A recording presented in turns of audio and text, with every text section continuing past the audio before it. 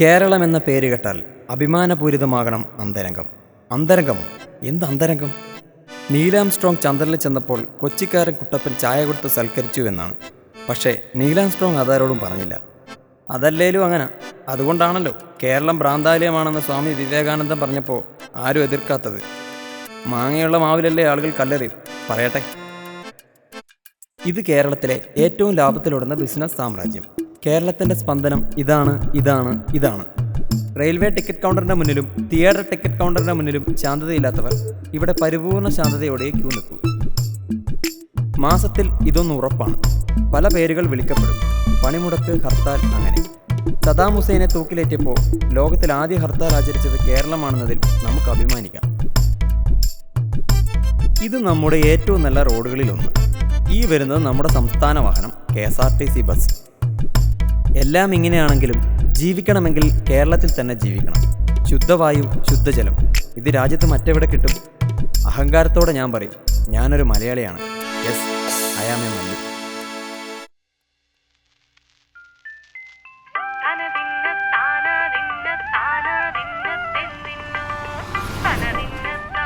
വെറുതെ ആ സിനിമ ഉണ്ട്, സോൾട്ട് ആൻഡ് പെപ്പർ ഉണ്ട. ആകെ ഉണ്ടായിരുന്നു 100 അല്ലെങ്കിൽ ബസ് കാശും കഷ്ടമുള്ളൂ. 50 രൂപ പോയത് മിച്ചം. ഒരു 10 രൂപ ഇട്ട് സേതുക്കാൻ്റെ അവിടെ നിന്ന് ബിരിയാണി വെച്ച് വയറ്റി കിടന്നെ. ഇനി പറഞ്ഞിട്ട് കാര്യമില്ല, പോയത് പോയി.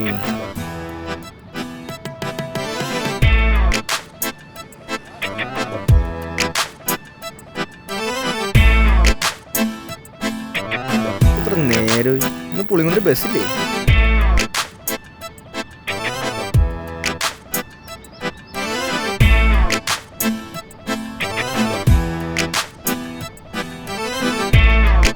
വരുന്നുണ്ട് ഒരു തൊലിഞ്ഞ ബസ്.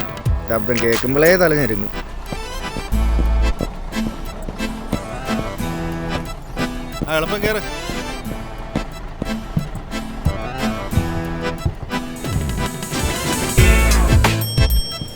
KSRTC ബസ്സിലൊക്കെ മാറിന്റെ സമയം അതിക്രമിച്ചു.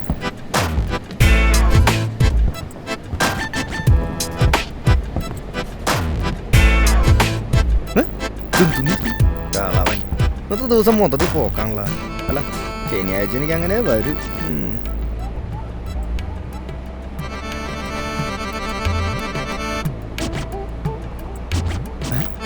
ലേഡീസ് സീറ്റിലല്ല തെണ്ടിയിരിക്കണേ.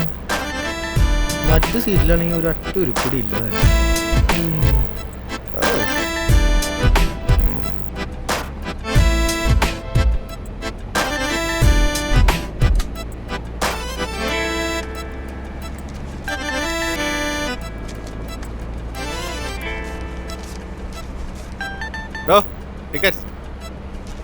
ഒരു പുളിങ്ങൊന്ന്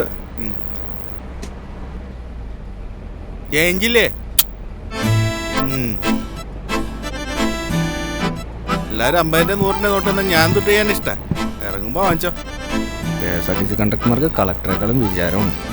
ജനങ്ങളുടെ വിധി. പൊടിപൊടിക്ക് ഓണം സൈബർ പാർക്കിനോടൊപ്പം cyber park life style show. ഓഫറൊക്കെ കളറായിട്ടുണ്ട്. ഓടിക്കാൻ പോയിട്ട് ഒരു 2 അടിക്കാൻ കാശില്ല. ഗവൺമെൻറ് പുതിയതായാലും റോഡും മാലിന്യവും പഴയ പോലെ തന്നെ. കേരളത്തിൻ്റെ ഒരു ദുരവസ്ഥയെ.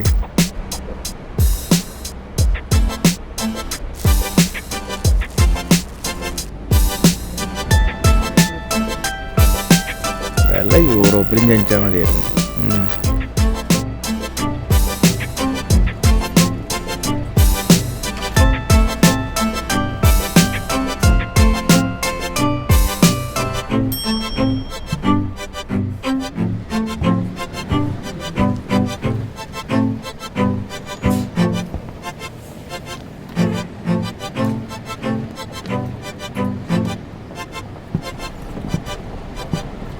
കേറിക്കേ വേം.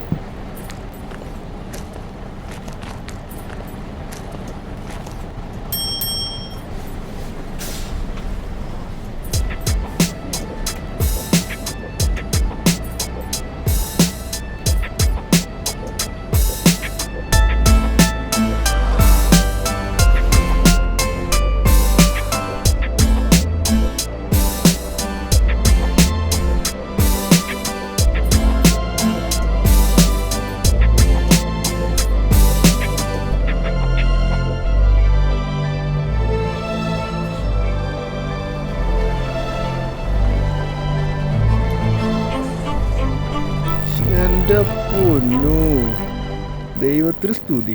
ദൈവം എന്നെ പൂർണ്ണമായും കൈവിട്ടിട്ടില്ല. അവിടെ തന്നെ വന്നിരിക്കണേ.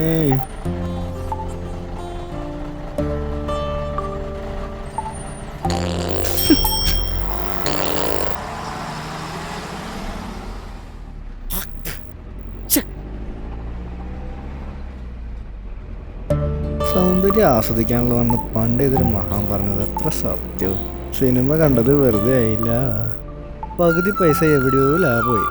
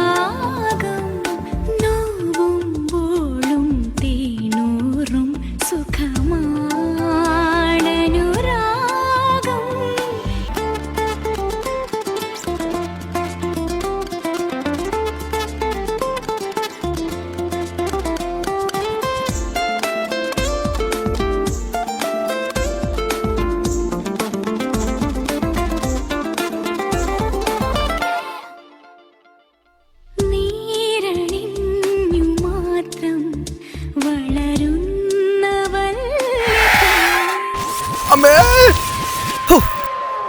ഇതിപ്പോ എങ്ങനെ പൊട്ടിയേ? എണീക്കടോ. തനിക്ക് കണ്ണ് കാണാൻ പാടില്ലേ? ഒരമ്മ കുഞ്ഞിനെ കൊണ്ട് വീണിട്ട് താൻ ലേഡി സീറ്റിൽ തന്നെ ഇരിക്കോ? ഇപ്പോഴത്തെ പെൺകുട്ടികളെ എങ്ങനെ വേണം?